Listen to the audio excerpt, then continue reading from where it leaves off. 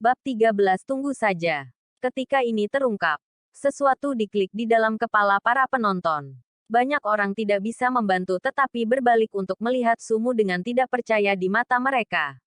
Jadi begitulah, Kai yang puas bahwa dia telah menebak dengan benar.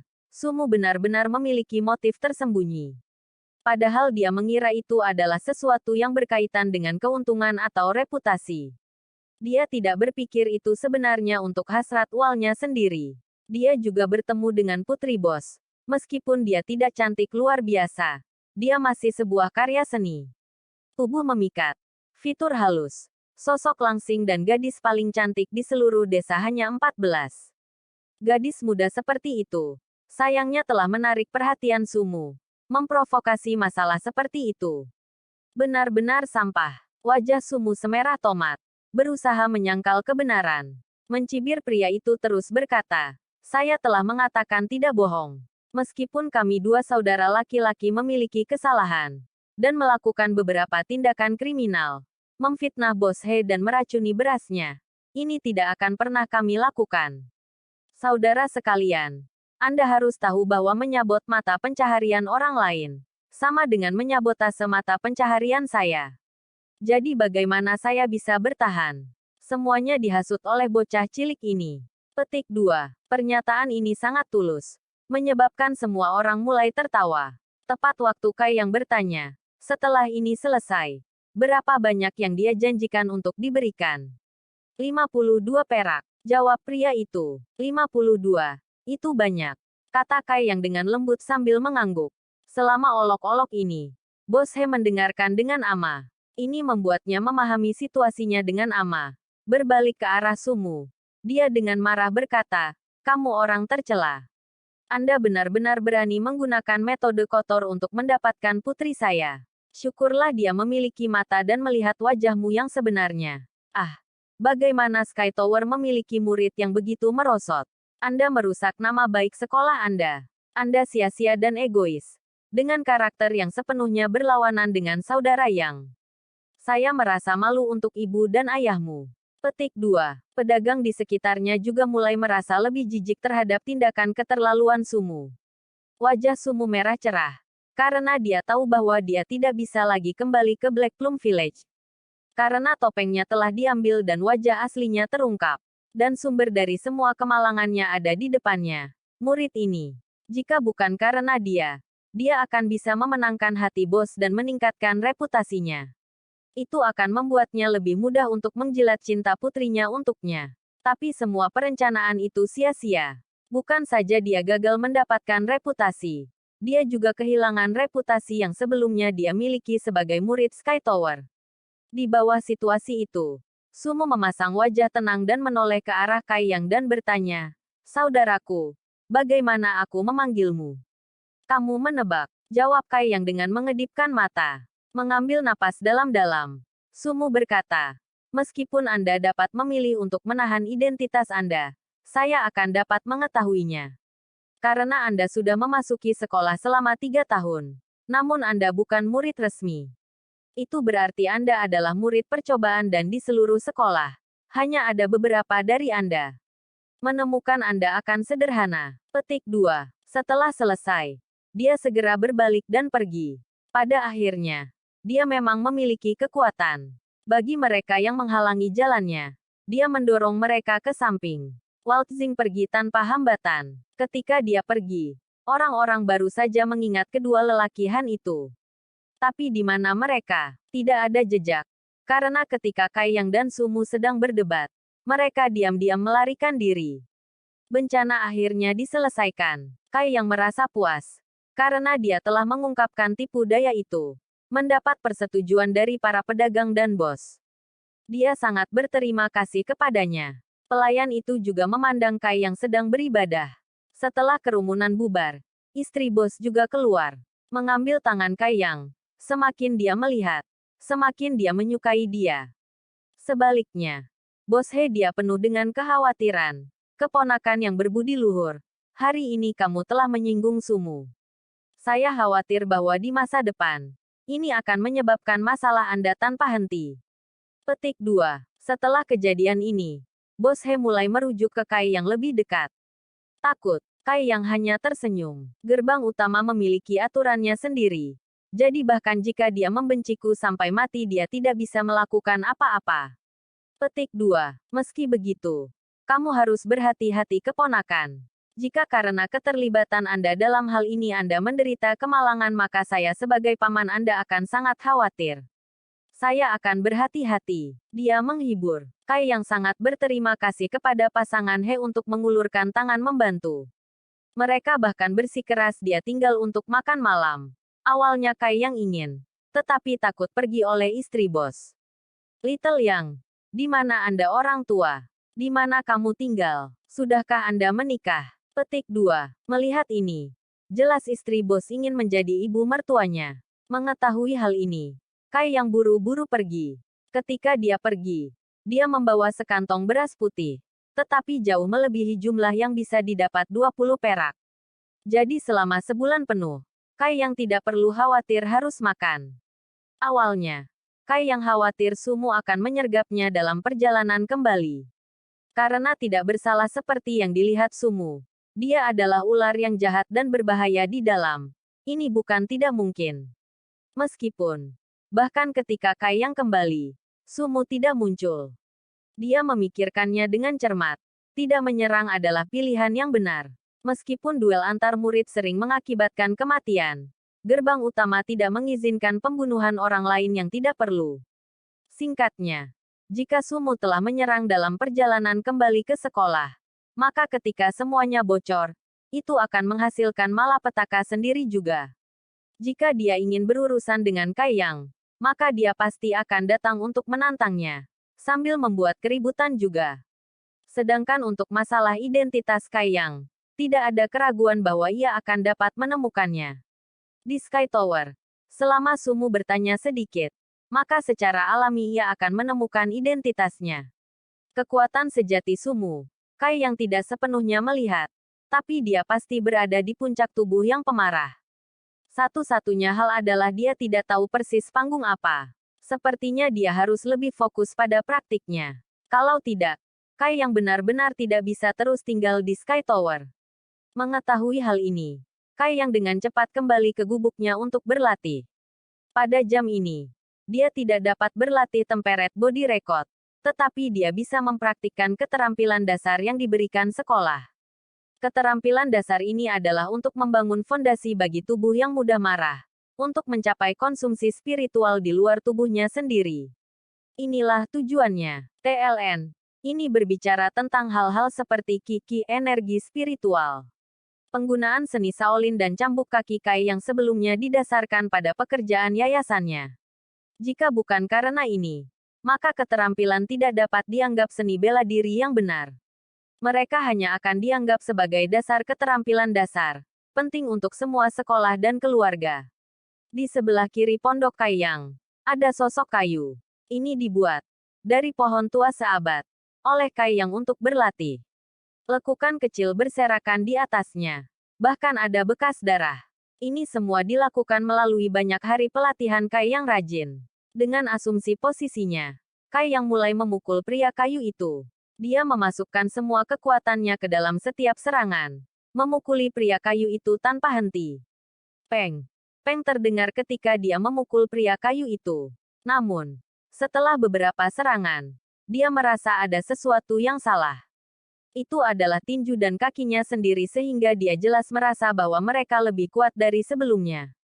Dari serangan dan suara yang dibuatnya, semuanya lebih kuat dan lebih stabil. Tidak ada bandingannya dengan sebelumnya. Dan seiring waktu, tangan dan tulangnya mulai terasa mati rasa dan hangat.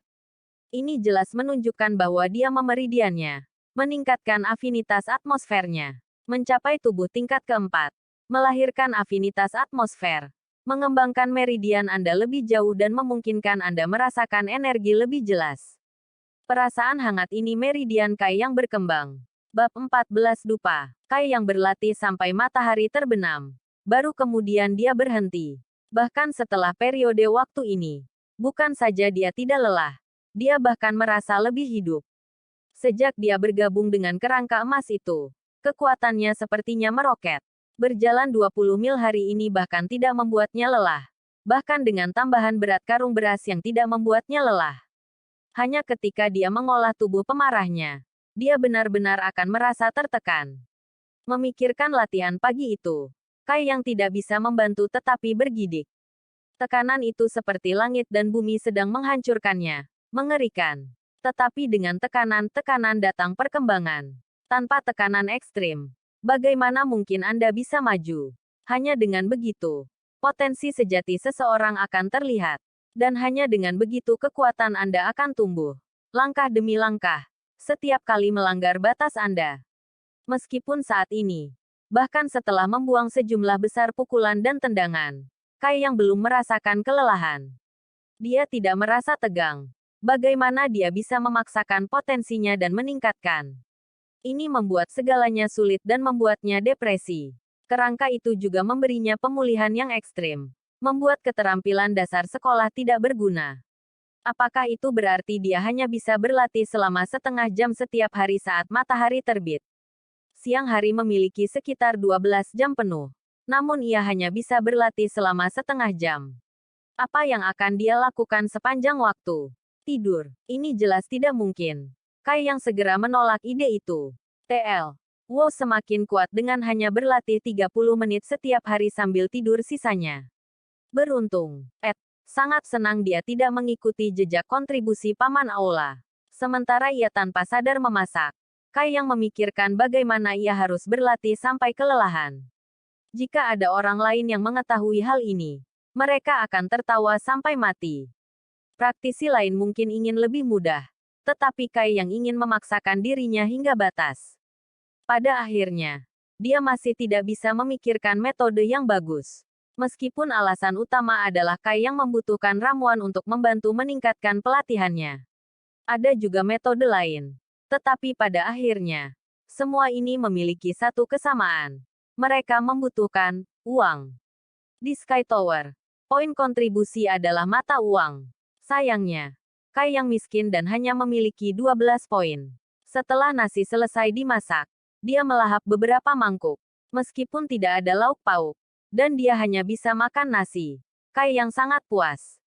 Itu adalah satu-satunya makanan dalam beberapa hari terakhir, yang membuatnya kenyang. Setelah makan malam, dia tidak bisa pergi kereta. Jadi dia pergi mandi. Setelah itu dia berbaring dan pergi tidur. Melanjutkan latihannya. Tidak akan ada hasil. Jadi dia mungkin juga mencoba untuk menyelesaikan masalah itu. Pertimbangkan solusinya. Untuk mempercepat kecepatan kerja. Setelah berpikir sebentar, tiba-tiba dia ingat. Buku hitam. Salah satu halaman memiliki sesuatu di dalam. Jadi Kai yang berpikir bahwa halaman lain akan sama. Jadi jika dia memiliki kekuatan yang cukup, dia bisa membuka segel setiap halaman. Halaman pertama berisi kerangka emas, yang juga menjadi penyebab kesulitannya saat ini. Sedangkan yang kedua berurusan dengan metode untuk mengolah tubuh tempar dengan kerangka emas. Namun halaman ketiga tetap kosong. Dia sudah mencoba menguraikannya. Tetapi Kai yang menyimpulkan dia belum cukup kuat. Dengan halaman pertama dan kedua dibuka, Kai yang bisa mulai mempelajarinya. Tapi setelah setengah hari yang baik, dia masih tidak bisa memahaminya. Sampai dia secara tidak sengaja membuka halaman ketiga dan pergi kesurupan. Kai yang mengerutkan kening ketika dia mulai membaca halaman ketiga. Hampir seketika, kata-kata emas yang tak terhitung mulai muncul di halaman dan melompat ke pikirannya. Kemudian pusaran air kecil mulai muncul di tengah halaman. Dari sana, muncul pembakar dupa antik. Pergantian peristiwa ini membuat Kai yang kaget. Tetapi dengan cepat dia mulai bersukacita. Ah benar. Bukankah dia menembus ke tahap keempat pagi ini? Tadi malam dia masih di tahap ketiga. Tapi hari ini dia di tahap keempat. Jadi itu sebabnya dia tidak bisa mengakses halaman ketiga sebelumnya. Meskipun hanya satu tingkat, itu masih menghambat kemampuannya untuk memahami halaman ketiga. Setelah dia memikirkan hal ini, Kai yang tidak bisa membantu tetapi merasa menyesal. Jika pagi ini dia menemukan ini, maka dia tidak perlu membuang waktu sekarang memikirkannya. Menenangkan jantungnya yang berdetak, Kai yang memegang pembakar dupa dan dengan hati-hati memeriksanya. Ukuran burner ini tidak besar, dan merupakan barang umum yang digunakan orang. Tapi itu setengah disegel, dengan tutup di mulut dan beberapa lubang. Itu juga antik dan berkualitas luar biasa, tetapi sama sekali tidak menarik perhatian. Dengan lembut dia mengendus, tetapi tidak ada bau dan perlahan dia menurunkannya. Terbuat dari apa? Bahkan setelah beberapa saat, Kai yang masih tidak tahu tetapi hanya bisa meneruskan informasi yang tercetak di benaknya. Setelah jeda singkat, Kai yang membuka matanya dengan tatapan aneh di dalamnya. Menurut informasi dalam pikirannya, pembakar dupa ini dapat membantunya selama pelatihan. Pembakar itu sendiri tidak memiliki sifat khusus. Namun jika Anda mengumpulkan herbal dan membakarnya, aroma yang dikeluarkan akan membantu Anda selama pelatihan. Jamu yang berbeda diperlukan untuk tahapan yang berbeda. Sayangnya, Kai yang memiliki beberapa keraguan. Tanaman yang diperlukan untuk membantunya pada levelnya saat ini adalah bunga berdaun 3, bunga roh chaos dan rumput pohon jadi mati. Menurut pemahamannya, nilai kedua herbal ini tidak tinggi tetapi mereka sangat sulit ditemukan. Mereka juga memiliki sejumlah kecil racun. Terhirup dalam waktu singkat. Racun-racun ini tidak akan merusak. Tetapi bertahun-tahun akumulasi dalam tubuh Anda benar-benar akan melukai Anda. Apakah kedua ramuan ini benar-benar efektif dalam membantunya? Tumbuhan ini pasti tersedia di Contribution Hall. Tetapi dengan kepribadian Pak Tuameng, dia pasti akan membebankan harga tinggi untuk mereka. Dan dengan hanya sedikit poin dalam kepemilikannya, bagaimana dia bisa membelanjakannya seperti itu? Hanya ada satu opsi yang tersisa. Dia harus pergi ke Blackwind Mountains untuk mencari mereka sendiri. Kai yang sudah berburu di sana sebelumnya, jadi cukup akrab dengan geografinya dan mungkin herbal ada di sana. Besok ke gunung dia akan pergi. Dengan masalah yang saat ini dipecahkan, Kai yang perlahan tertidur. Tetapi sebelum dia tertidur, dia memeriksa halaman keempat agar tidak mengulangi tindakan memalukan pagi ini. Sayangnya tidak ada yang muncul. Sepertinya Temperate Body Fourth Stage tidak cukup untuk halaman ini. Keesokan paginya, Kai yang bangun pagi-pagi. Latihan kemarin sudah memiliki dampak yang begitu besar pada kultivasinya. Jadi tentu saja ia akan memanfaatkan sepenuhnya waktu singkat yang harus ia kultivasi. Belum lagi, dia bukan orang yang malas. Sementara membenamkan dirinya dalam udara, gas ungu timur, yang lambat tapi dengan kekuatan surga dan bumi yang meresap. Kepalaan Temperate Body Record mungkin secara bertahap terbuka. Sementara dia satu panggung lebih kuat dari kemarin. Kai yang masih tidak membuat banyak kemajuan di tinju. Anda hanya bisa melakukannya 20 kali dan ketika dia menyentuh punggungnya, rasa sakit yang menyiksa merespons. Punggung, pinggul, dan tulangnya sakit semua. Rasanya seperti kacang pecah. Menghirup seteguk gas ungu. Indera tubuhnya ketika energi menjadi lebih jelas. Meridiannya terbuka dan mulai mengusir kotoran di tubuhnya. Bab 15 mencari obat di dalam gunung. Setelah pelatihan hariannya selesai, ia mulai menyapu, yang sejak menyerap kerangka emas yang hanya bisa diselesaikannya dalam 1 jam. Setelah selesai menyapu, dia berlari ke Contribution Hall. Meskipun Kai yang telah memutuskan untuk pergi ke pegunungan untuk menemukan herbal, dia tidak memiliki pengetahuan tentang herbologi. Dia hanya pernah mendengar tentang bunga roh berdaun 3 chaos dan rumput pohon jadi mati, dan tidak tahu seperti apa mereka.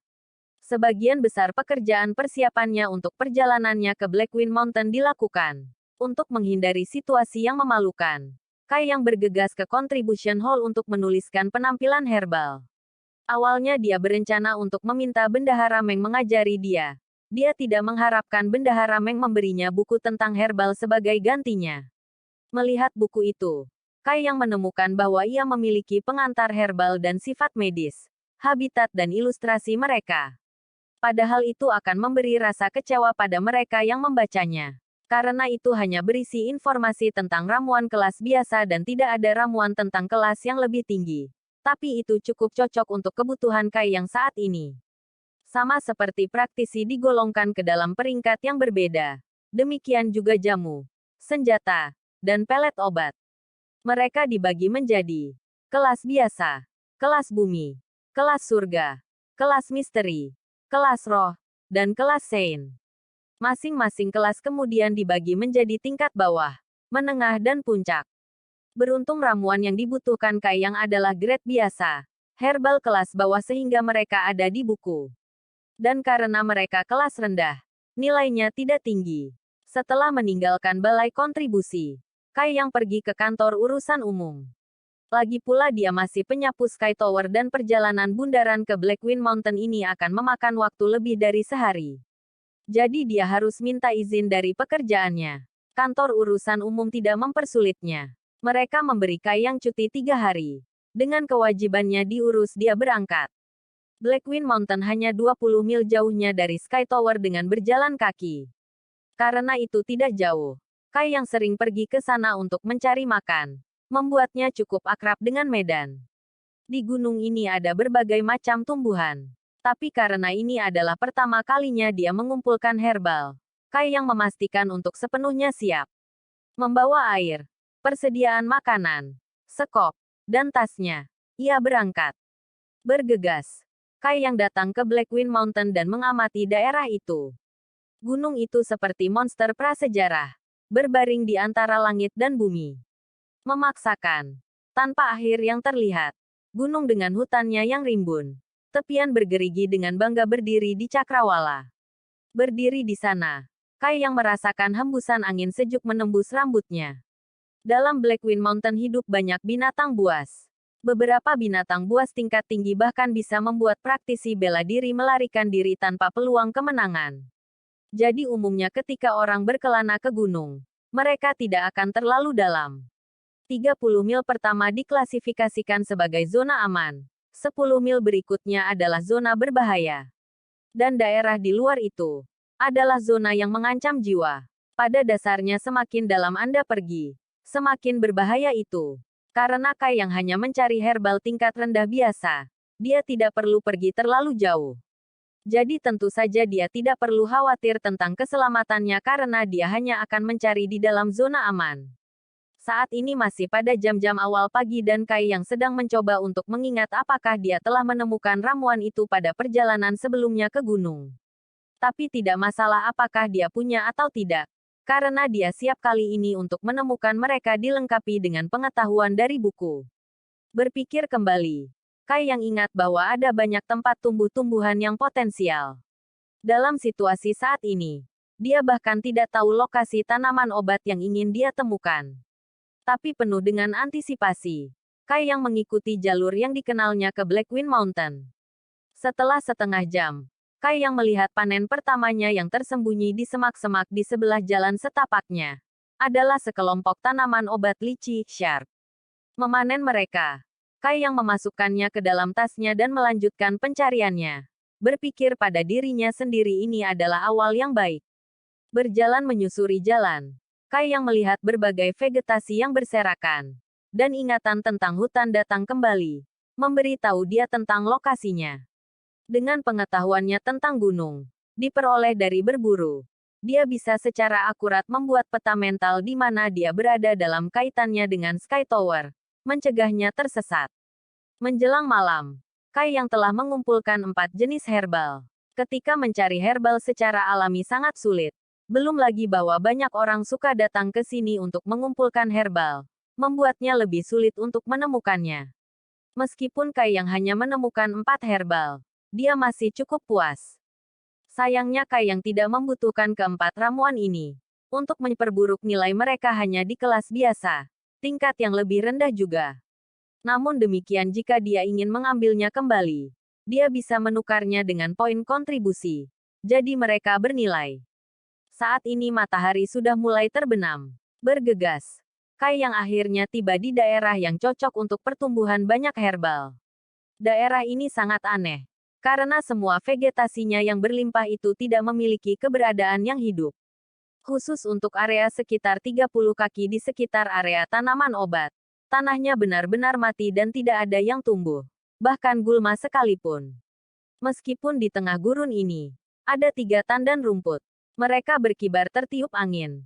Kai Yang melihat bahwa mereka berwarna coklat, dan berpikir itu hanya nekrosis. Tapi ini hanya warna alami rumput. Setelah melihatnya secara lebih rinci, Kai Yang mengenali mereka sebagai sejenis ramuan dan dengan napas lega, bergegas mendekat. Sambil tersenyum lebar, Dia dengan cepat menggali semuanya. Beberapa saat kemudian, ketiga ramuan ini dikumpulkan. Saat dia memegang ramuan ini, Kai yang mengeluarkan buku herbologi yang diberikan Bendahara Meng sebelumnya dan memeriksanya untuk melihat di mana dia pernah melihatnya. Mereka memang rumput pohon jadi mati. Ilustrasi, pertumbuhan, dan lingkungan semuanya cocok. Rumput pohon jadi mati tumbuh dari pohon mati, yang membuatnya mudah ditemukan. Pada dasarnya di pegunungan, tempat manapun yang memiliki tanah mati, Anda dapat menemukannya tumbuh di dekatnya. Dengan hati-hati, Kai yang menaruh rumput di tasnya dan mengambil air dan makanan. Lalu mengambil air dan makanannya dan mencari tempat untuk makan dan beristirahat. Kali ini ketika dia memasuki pegunungan, tujuan utamanya adalah untuk menemukan bunga roh berdaun 3 chaos dan rumput pohon jadi mati. Sekarang setelah dia menemukan rumput pohon jadi mati, dia perlu mengalihkan fokusnya ke bunga roh 3 daun berdaun. Tidak hanya dia perlu menemukan bunga roh 3 daun berdaun tetapi dia juga membutuhkannya dalam jumlah besar.